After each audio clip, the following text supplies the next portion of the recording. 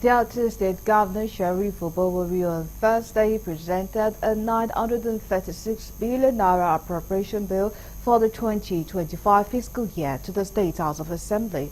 The budget, Christian budget of fiscal consolidation, was made up of recurrent expenditure of 348 billion naira, representing 37.25%.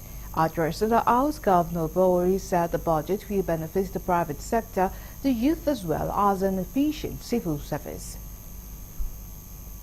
The goal set out in this budget, we partner private sectors, empower our people, especially the youth and women, as well as ensure that our civil service is efficient and effective.